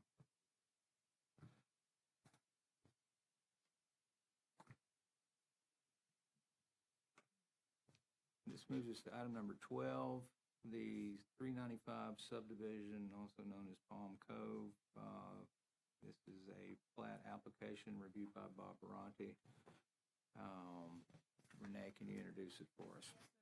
This plat application was submitted by Seaside Engineering and Surveying LLC on behalf of Lakewood Development LLC, requesting approval to subdivide the parcel of land into 6 single-family lots on 3.49 acres. The property has a future land use conservation residential and a zoning of conservation residential 2-to-1. The project is located at 467 County Highway 395 North and is identified by the parcel ID in your packet. Bob's instructions on this one was that there was no major outstanding comments and that it could move forward.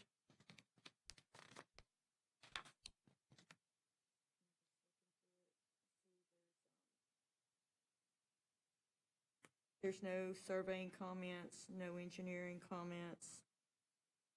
Environmental had a site-specific added note, a general note to the plat about the secondary wetland buffer. That's all I see outstanding on this, sir, so.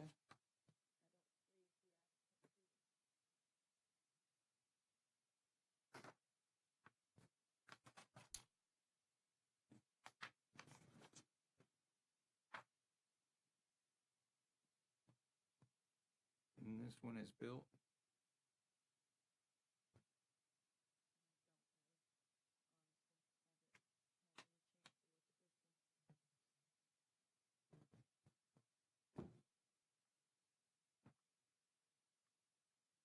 I'm not sure either, but I would have to assume because there wasn't a development order review in recent months for this, I assume they're just coming in plat after. Infrastructure's been completed. I didn't see a comment on that. Let me look. Make that.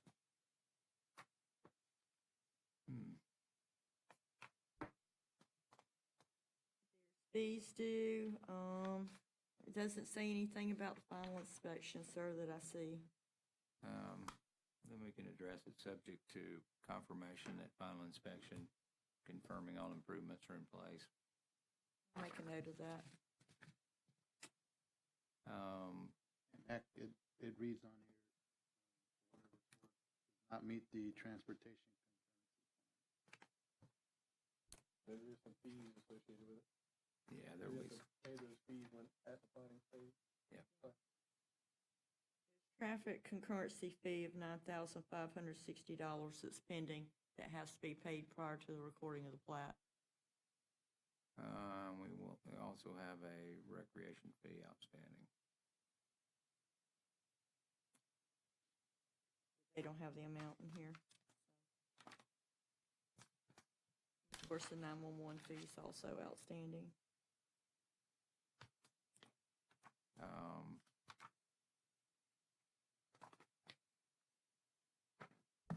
Video was issued in 2014. Yeah.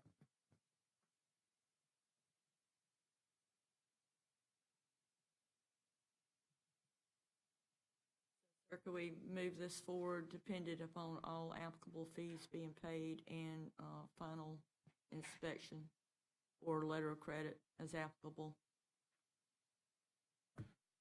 Recommended motion? That is the recommended motion. Do we have a motion of the dais? Motion as recommended.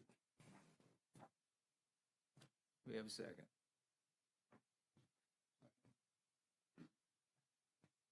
We have a motion and a second. This plat application will receive public hearing at the Board of County Commissioners.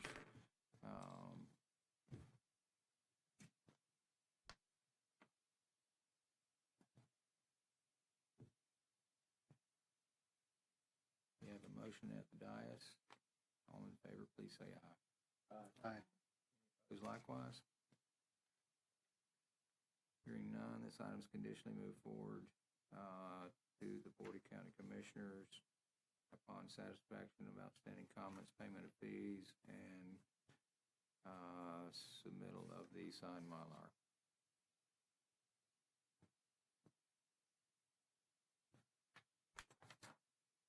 Okay, that moves us to item number 13. The Jars Cove minor development. It's been reviewed by Bob Baronti also.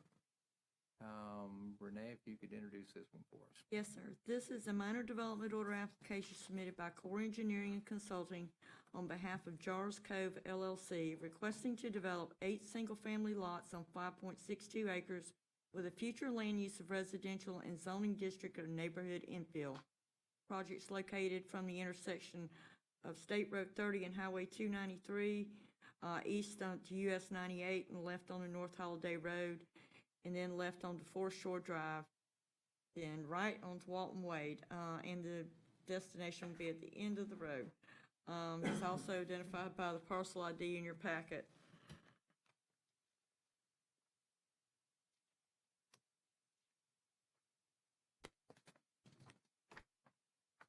Thank you, Renee.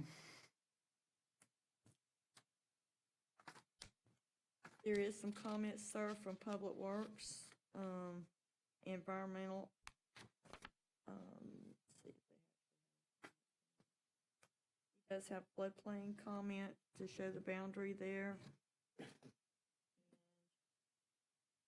There's a couple of comments also under his review comments for environmental.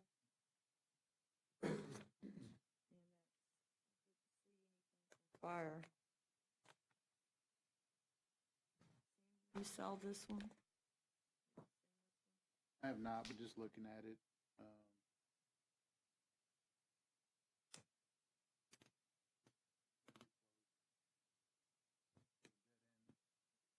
Dead end requirements. I think they'll make it, just. If there's any issues, I'll let them know. Okay. There was a comment also from South Walton Mosquito Control, however, about the environmental disturbance to take place on the area's mosquito control ditches. That all required permits will be in place, the best practices will be implemented. So that was more of a statement than a comment. So with that said, sir, I'll turn it over to the applicant.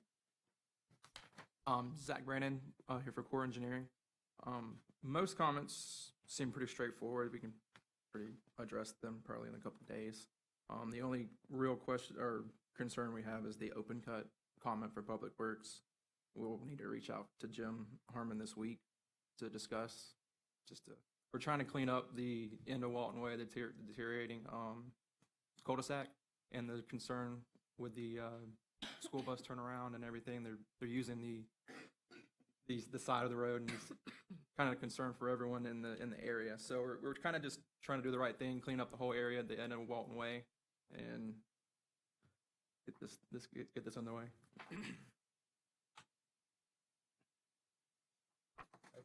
Essentially trenching through the pavement as opposed to boring. We're trying to, you see we have the kind of move the cul-de-sac and gave it a better turnaround at the end.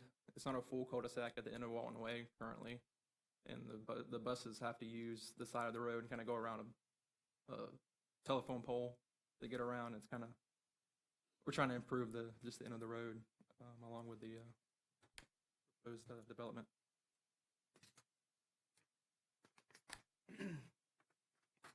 Yeah, I think maybe what they're talking about, and I haven't talked with Public Works, but you have two sewer laterals for lots 7 and 8 shown a little further southeast of the cul-de-sac there. So, obviously that'll require additional work. So I think they'll be okay with it. Typically, they don't want us to, or want developers to open cut their public roadways. We like to directional bore if we can. In this case, I think the gravity sewer is in the middle of the roadway. So it's kind of, can't do that. So I think if we just show the pavement to be replaced. Okay. Further south. Well, north is up. Further east, will be all right. Is there at the end where the hydrant's at, is that a dead end, like a turnaround? Yeah, it's a T turnaround. What's that, what's the distance or the width of that? Not exactly sure. 40 feet, something? I know we were close. Let's see if I have it. I don't know that it'd be 40, Sammy, with the width of the road, 26, I don't think.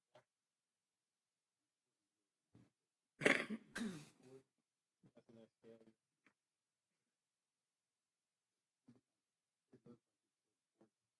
I'll look at that. Okay. Yeah, we were, that was another concern we had on the distance of the T.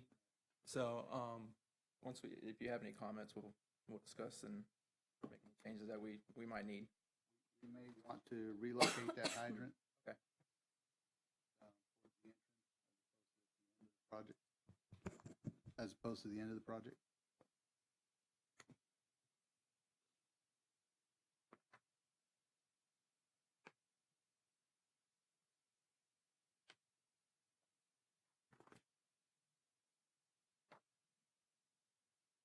Any other questions from TRC? Since this is a minor development, we'll take an opportunity to open a public hearing and invite any member of the public in attendance to make a comment or ask a question about this proposed development. Anyone in the audience wish to comment on this project? Seeing none, we'll close the public hearing. We have a recommended motion? We recommend we move this project forward, depending on satisfaction of all outstanding comments, including Sammy's review.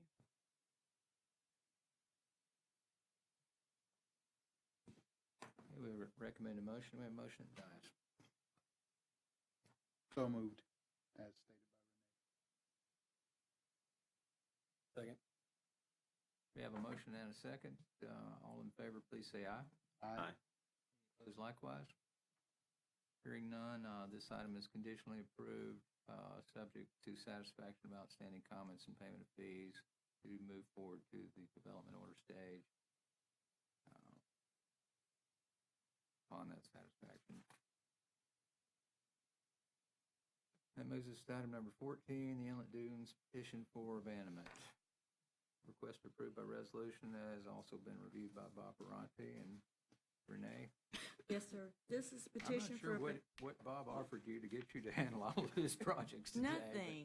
Nothing. I think he got mad with Tim, so he dumped it on me. That's the way it usually goes. Okay. You get the brunt of all that? Thank you for taking care of him. I get to play meter maid.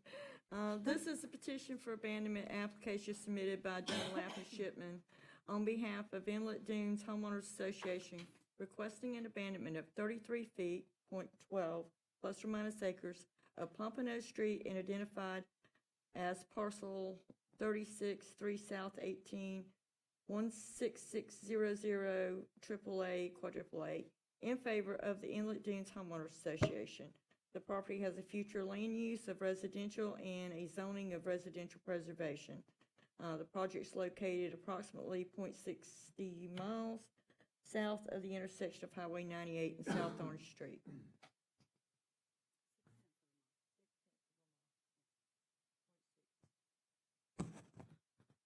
And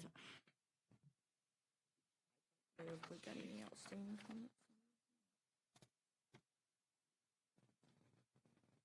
Public comment, there's no planning comments. Good. South Walton Fires, no comments as of January, so Sammy, you haven't looked at this yet. Code enforcement, no active code cases. Doesn't appear to be any outstanding comments from public. Well, it says that they do not support the abandonment of the public right-of-way. We'll make sure we get that in the record. And I'll turn it over to Melissa. Melissa Ward with Dunlap and Shippen, representing the Inlet Dunes Homeowners Association. This is in direct response to some comments with, that relate to the abandonment being proposed on the north side of this easement. It's a 66-foot easement. On the north side is the Kidd family, on the south side is Inlet Dunes, and further to the east is a new property owner in Mala subdivision of Lot 7. We are aware that there will be public comment and that somebody is going to object to it. Just saying, we know. We know that Public Works is not supporting it. There is a present code case in this that's dealing with this right-of-way. We have a development order to move a dumpster off of the Kidd property and out of the right-of-way onto our property, the subject property, and to reevaluate the gate entrance, because the gate for that community is inside that right-of-way. So the purpose of the abandonment is to privatize the use of that road that goes virtually nowhere and allow us to put our gate where we need to put it instead of having it in a public right-of-way. That's the overall intent of that abandonment. The association has been using that property sort of as a private, well, specifically as a private driveway for over 20 years. And it's becoming more problematic as the Kidd family is seeking to abandon it. Any development then would then push all of that traffic, any traffic that was coming through, onto the easement that's within the boundaries of the HOA's property. So they're looking to even it out and make it more equitable for all instead of being the brunt burden of all of that traffic. I may be confusing this with another one, but didn't we have a DO or some kind of minor revision to realign that driveway and rebuild the gate? And Yes, we did, because we're trying to address the code enforcement issue. What happened was, more than a year ago, we got a code case. They hired Dunlap and Shipman to work them through the process. Initially, they wanted to do an abandonment. At that time, nobody had applied for an abandonment, excluding past history and nonsense on this property. At that time, there was not an active abandonment. So we came to the county, talked to them about an abandonment, and the overall feeling was it's probably not likely. So we went back to the HOA and said, you're better off getting a development order and modifying the site, which we have applied for and worked on. During that time, the Kidd family applied for a abandonment on the north 33 feet of that easement that has been sent through the Planning Commission and is not yet to the BCC. When we brought up our concerns, and I believe the Planning Commission recommended denial of the abandonment, the applicant to the north asked us to join in to the abandonment. I don't believe they're willing to negotiate the width of that easement. They want a full abandonment. I say that, I don't believe the northern property owners are interested in negotiating a width. But we are interested specifically in privatizing it, negotiating the width between the two property owners, whatever we can do to not have all the burden on their property, on the HOA property. And that development order has been prepared. I don't remember if it's been issued, but even if it's been issued, some of the design layout is contrary to what the HOA requested, so they may need to amend it. We do have to move the dumpster, though.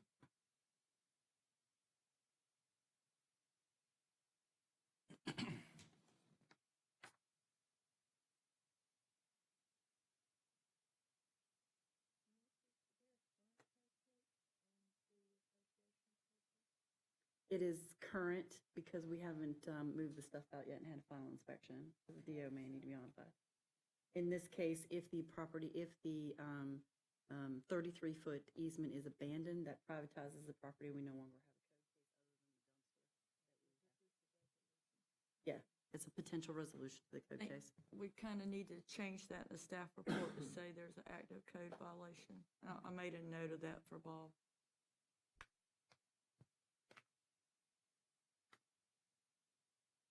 Of course, at this juncture, we're requesting to be moved on to the planning commission.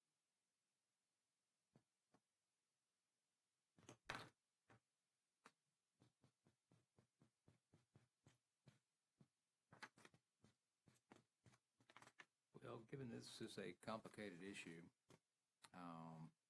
we typically don't take a position on abandonments and support Public Works' position of keeping what we already have.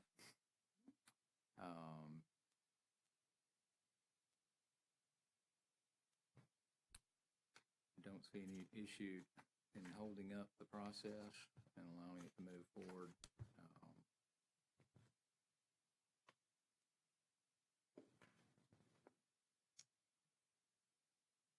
Just for the purpose, this is, we were trying to submit as quickly as possible. As I understand, the property owners to the north actually have continued their, or requested to hold off on going to the county commission until we caught up with them.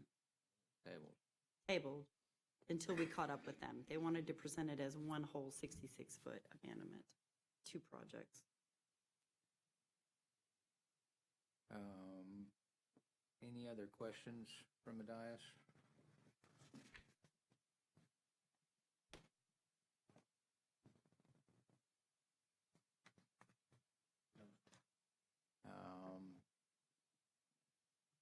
Seeing none, we have a recommended motion.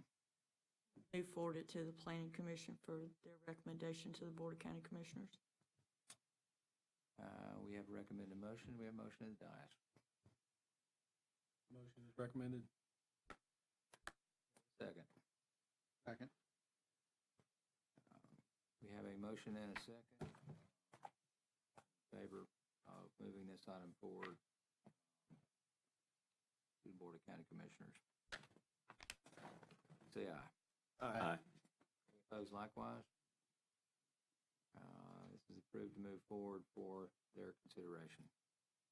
Excuse me, to, Recommendation. yeah, to Planning Commission.